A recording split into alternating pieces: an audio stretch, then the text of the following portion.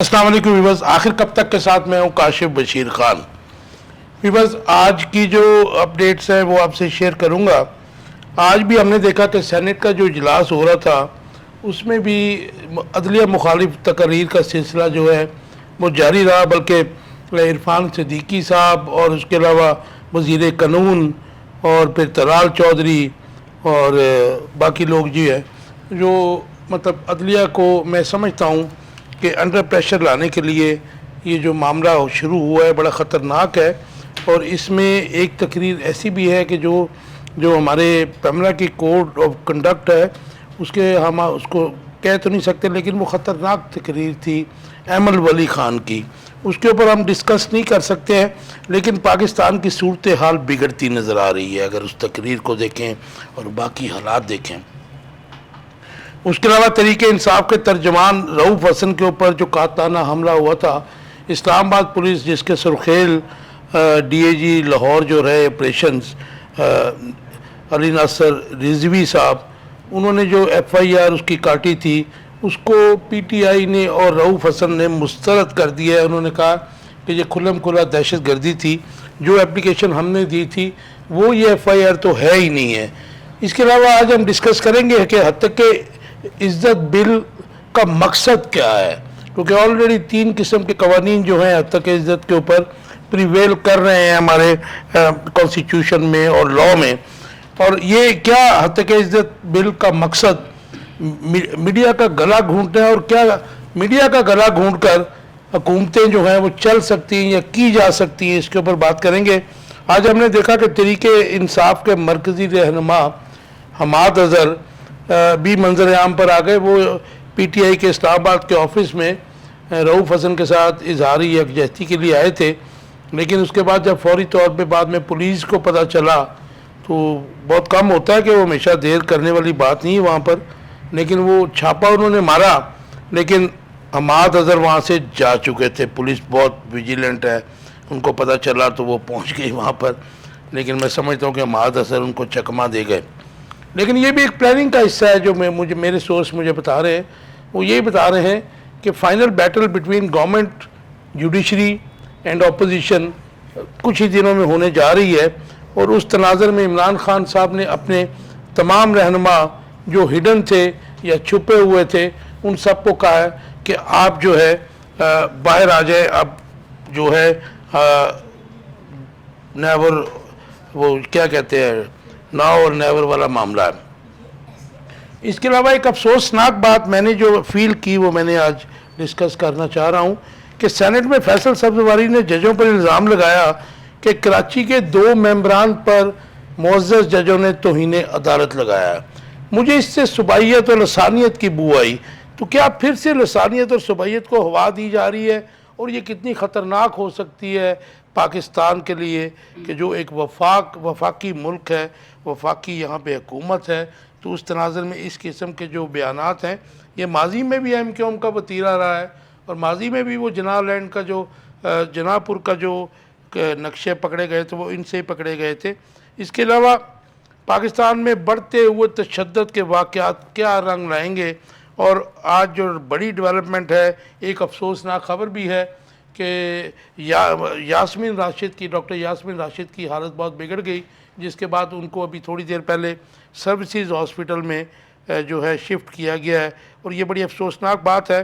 عمر سرفراز چیمہ کی حالت بھی دیکھنے والی ہے، اور یہی حالت جو ہے یاسمین راشد کے ساتھ ہوئی ہے، تو ہم یہ پرے کر سکتے ہیں کہ اللہ تعالیٰ ان کو صحت دے۔ لیکن میں سمجھتا ہوں کہ ججز کا جو اپنی پار کو ریگین کر رہے ہیں، اس تناظر میں یہ لوگ جو ہیں جو بے گناہ ہیں وہ جلدی جو ہیں چھوٹ جائیں گے۔ اور مولانا فضل الرحمان اور اپوزیشن کے تمام رہنماؤں بشمول پاکستان تحریک انصاف آج ملاقات ہوئی ہے اور فیوچر کا لائحہ عمل تیار کیا گیا۔ انٹروڈکشن کروں گا اپنے مہمانوں کا جو میرے ساتھ ہے۔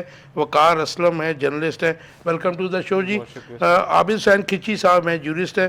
کھچی صاحب ویلکم ٹو دا شو۔ کھچی صاحب آپ سے شروع کرتے ہیں، یہ سینٹ میں دوسرے دن بھی عدلیہ مخالف جو تقاریر ہوتی رہی ہیں، کیا کہیں گے اس کے بارے میں آپ جی؟ دیکھیے، میں یہ سمجھتا ہوں کہ یہ عدلیہ کا مورال ڈاؤن کرنے کی کوشش کی جا رہی ہے۔ عدلیہ نے ہر مشکل وقت میں جیسے بھی حالات رہے وہ سامنے آئیں، وہ کھڑی ہوئی. ابھی دیکھیے پی ٹی آئی کے معاملات ہیں، گورنمنٹ دوسری رہی، نون لیگ کی گورنمنٹ تھی، مخلوط حکومت تھی، اس تمام کے باوجود عدلیہ نے یہ تمام پریشر سسٹین کیا اور 9 مئی کے واقعات میں جو بے گناہ لوگ پکڑے گئے تھے ان تمام لوگوں کو ضمانتیں دی ہیں. اور ایون کچھ ایسے تمام کو مقدمات تو ہیں، نہیں ملی کھچی صاحب، بہت سارے مقدمات ایسے، اصل میں مقدمات کی ڈیٹیلز برمار ہے. اور یہ لمبی ایک فہرست ہے.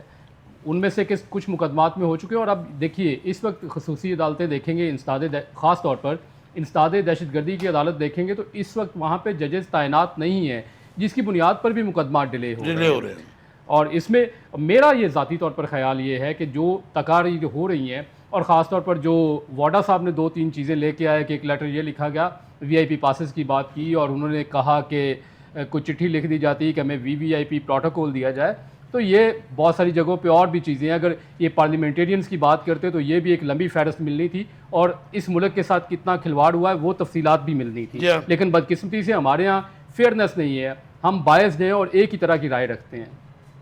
تو یہ آپ کیا سمجھتے ہیں کہ یہ جو ہے یہ ہیڈ آن کلوجر نہیں نظر آ رہا ہے؟ کیونکہ جو کچھ طلال چودھری کہہ رہے ہیں، عرفان صدیقی صاحب جو بہت پیش ہے، لیکن وہ آپ نے جو بات کی اس سے لنکڈ بات کرتا ہوں کہ عرفان صدیقی کو میں پرسنلی جانتا ہوں کہ جس قسم کے بینیفٹس اس نے اس کے بھائیوں نے لیے، بلکہ انہوں نے تو 2013 میں اپنے ایک بھائی کو جو لاہور یونیورسٹی میں پڑھاتا تھا، علامہ اقبال اوپن یونیورسٹی کا وی سی لگوا دیا تھا، اور وہ 5 سال رہا تھا، اور بہت بڑا ڈومین ہے اس کا، اربوں روپے کی فنڈنگ ہے اس میں. تو یہ اپنے گریبانوں میں نہیں جھانکتے ہیں. جی وقار، کیسے دیکھتے ہیں یہ سینٹ میں دوسرے دن بھی جو ہے عدلیہ مخالف تقاریر ہوتی رہی ہیں؟ تو یہ ریاست پاکستان کے تناظر میں اگر آپ اسے دیکھیں تو یہ حالات کدھر کو جا رہے ہیں؟ جی کاشف صاحب بہت شکریہ. میں عرض کرتا چلوں کہ جس طرح سے طلال چودھری کی تقریر ہو یا فیصل سبزواری کا آپ نے ذکر کیا، تو ایم کیو ایم اور مسلم لیگ نون کی عدلیہ مخالف تحریک جو ہے وہ کوئی پچھلے 1.5 ماہ سے جاری ہے، اور انہوں نے عدلیہ کو اس نہج پہ لے آئے ہیں کہ عدلیہ ان پہ کنٹیمپٹ ہی نہ لگا دے، مطلب یہ سمجھ رہے ہیں کہ انڈر پریشر لے آئیں گے. تو ایسا نہیں ہے. یہ عدلیہ کو بغیر کسی ثبوت کے آپ ملائن کریں، اور جو ججز ہیں بابر ستار پہ پچھلے دنوں بڑی تنقید ہوتی رہی، فیصل واڈا تو بہت لمٹس کراس کر گیا نا جی، اس کے بہت لمٹس کراس کی. تو یہ سارے وہ لوگ ہیں، یہ نواز شریف کی وہاں پر ایسا سب کر رہے ہیں، اور اس میں شہباز شریف کہیں نہیں نظر آتے، وہ بیک فٹ پہ نظر آتے ہیں. وہ نہیں چاہتے کہ مطلب اس طرح سے تضادات بڑھتے جائیں، کیونکہ ملک اس چیز کا متحمل اس وقت نہیں ہو سکتا.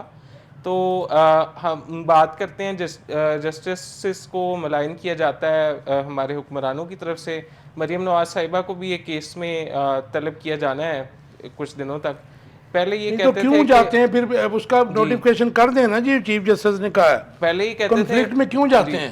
پہلے کہتے تھے کہ علی شاہی کے سسر جو تھے جسٹس سمیر، وہ chief justice Lahore high court ہیں، تو وہ ہمیں پری جوڈس کا سامنا ہے. تو اس کے بعد اب تو وہ نہیں ہے، اب تو جسٹس شہزاد ہیں. تو آپ کیوں نہیں عدلیہ کا کہنا مانتے ہیں، یا عدلیہ کے حکم امتناعی اگر جاری ہوتا ہے تو اس پر منوعن عمل کرانا گورنمنٹ کا کام نہیں ہے تو کس کا کام ہے؟ آپ اگر اس طرح سے کانٹیمپٹ کرتے چل جائیں گے تو پھر عدلیہ تو اپنے منصفین جو ہیں وہ تو انصاف قائم کریں گے، اور انصاف کرنے کے لیے وہ اس منصب پہ آ بیٹھے ہیں. تو میرا خیال ہے کہ گورنمنٹ کو کچھ ہوش کے ناخن لینے چاہیے کہ اداروں کے جو تصادم ہے وہ کسی صورت کاشف صاحب کبھی بھی خیر کا پیش خیمہ ثابت نہیں ہوتا. تو آج تو اعظم نذیر تارڑ صاحب تو چیف جسٹس آف پاکستان کی تو بہت تعریفیں کر رہے تھے. چیف جسٹس آف پاکستان، کیا ان کو کوئی امید ہے کہ ادھر سے ریلیف مل جائے گا فیصل واڈا کو اور وہ جو ایم کیو ایم کا؟ ویسے میں آپ کو بتا دوں کہ ایم کیو ایم کو آن بورڈ لانا میں سمجھتا ہوں کہ پاکستان کے مستقبل کے ساتھ کھلواڑ ہے، کیونکہ یہ 17 کی 17 کامران ٹیسوری کی بھی آپ تقریر دیکھ لیں نا، گورنر کو یہ ضعیف دیتا ہے. مطلب اب میں ان کی ایک ویڈیو سرکولیٹ کر رہی ہے جس میں ان کا چالان ہوا ہے، یا انہیں پابندے، مطلب ان پہ ایف آئی آر ہوئی ہے اس کیس میں، موٹر سائیکل چوری کی. تو ایک سزا یافتہ شخص کیسے آپ کے آفس ہولڈر ہو سکتا ہے گورنمنٹ لیول پہ؟ کیسے گورنر کیسے لگ گئے؟ آپ کو اس پہ ایک سوالیہ نشان ہے. ڈویژن نظر آ رہی ہے ایپیکس کورٹ میں؟ کیونکہ آج جو میں ایز اے جرنلسٹ میں بڑا حیران تھا کہ اعظم نذیر تارڑ صاحب جہاں پہ ان کو کہہ رہے تھے کہ اپنی لمٹس میں رہیں تمام ججز کو، تو ظاہر ہے یہ وہ ججز ہیں کہ جو حق کی بات اگر کرنے لگے ہیں، ماضی میں ہم نہیں جاتے ہیں کیا ہوتا رہا ہے. لیکن ظاہر ہے کہ جوڈیشری کا احترام تو لازم ہے سب کے اوپر. جی پھر ان کے اوپر بھی وہ قانون لگنا چاہیے نا, مطلب اگر اتنا ہی ان کو بولنے کا شوق ہے اور یہ لمٹس بھی کراس کر جاتے ہیں, یہ بھی نہیں دیکھتے کس کے بارے میں بات ہو رہی ہے. بابر ستار کے بارے میں آپ کو یاد ہوگا مریم نواز صاحبہ کی ایک آڈیو آئی تھی پرویز رشید کے ساتھ کہ وہ تب تجزیہ نگار ہوا کرتے تھے کہ یہ ہمارے خلاف بولتا ہے, جیو کو کہیں کہ اسے آف ایئر کرے. تو تب سے ہی مطلب اگر آپ ایک اناد اور بکس رکھ کے بیٹھ جائیں گے کہ جسٹس سے متعلق, صاف کا دامن تو انہوں نے سنبھالا ہوا ہے بالکل. کچی صاحب, آج آپ نے دیکھا ہوگا کہ اعظم نذیر تارڑ, جس کو میں سمجھتا ہوں کہ انہوں نے پاکستان کے آئین کا حلیہ بگاڑا پچھلے 2 سال میں, اور جہاں پہ امینڈمنٹس کی ضرورت تھی وہاں پہ انہوں نے جو ہے قانون سازی اور بل لا کر اس کا حلیہ بگاڑ دیا, اور پاکستان میں 2 سال میں جتنی آئین کی پامالی ہوئی ہے اس کے ذمہ دار بھی میں ان کو گردانتا ہوں.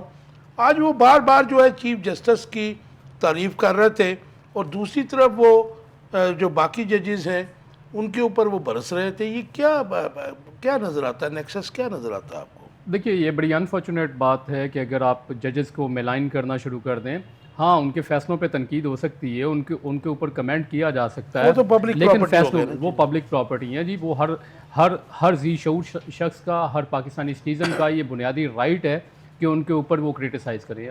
اور جہاں تک اعظم نذیر تارڑ صاحب کی بات ہے, اب بل لانا صرف وزیر قانون کا کام نہیں ہے. اسمبلی میں بیٹھے ہوئے بہت سارے لوگ ہیں جو اپنے حلقے کے لوگوں کے ووٹ لے کر وہاں پہنچے ہیں, الیکٹ ہوئے ہیں, ان کا انتخاب ہے, اور انہوں نے جا کے اپنے حلقے کے لوگوں کی نمائندگی کرنی ہے.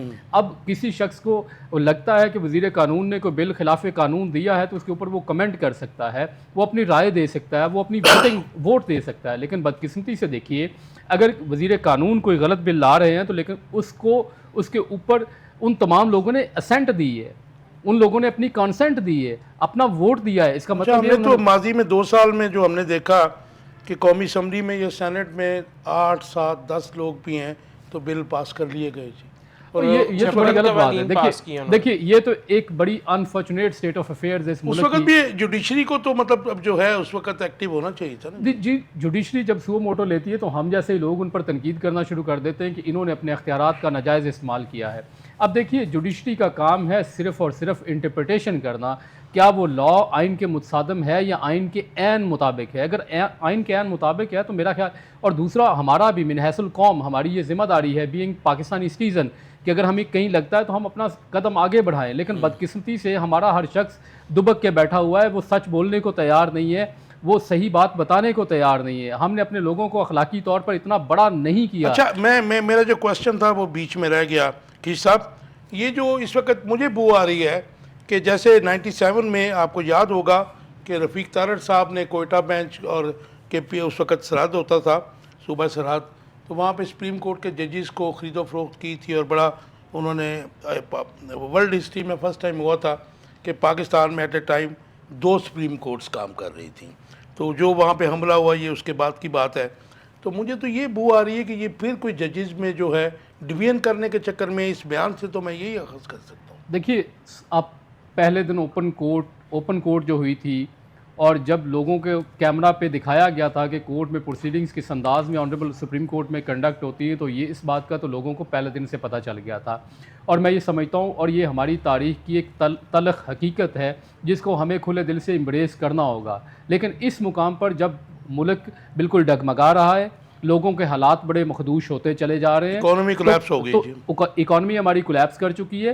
اکانومی تو چھوڑیے, ہم اخلاقی طور پر کولیپس کر چکے ہیں. تو اس وقت ہماری گورنمنٹ کو, ہمارے تمام سٹیک ہولڈرز کو, ہماری عدالتوں کو اور دیگر تمام ارباب اقتدار اور اختیار کو یہ سوچنا پڑے گا کہ ہم نے اس ملک کو کیسے لے کے چلنا ہے اور اس ملک کو کیسے آگے بڑھانا ہے. اس کے لیے میرے نزدیک بہت ساری سجیشنز ہیں جو میں بھی ایک عام سٹیزن کے طور پر, طالب علم کے طور پر یہ دینا چاہتا ہوں کہ دیکھیے اس ملک کو ایجوکیشن کی ضرورت ہے, جو سب سے بڑی ضرورت ہے. جو بڑی مہنگی ہے اس وقت, اور جو پچھلے 30 سال میں کھچی صاحب ڈیلیبریٹلی انہی حکمرانوں نے پرائیویٹ سیکٹر کو بیچ دی. جی ابھی جناب کے سامنے سکولز کو پرائیویٹائز کرنے کی بات ہو رہی ہے. میں اس المیہ کو بھی رونا چاہتا ہوں. ہم تمام لوگوں کو اس کے خلاف کھڑا ہونا پڑے گا. میں اس کو پبلک پربونو کے طور پر آنریبل ہائی کورٹ میں لے کے جانا چاہوں گا. آپ لے کے جائیں جی. اس کا آج ہمارے پاس ٹائم پھر کم ہو جائے گا کیونکہ ایشو جو آپ بتا رہے ہیں وہ تو متقاضی ہے 2-3 پروگراموں.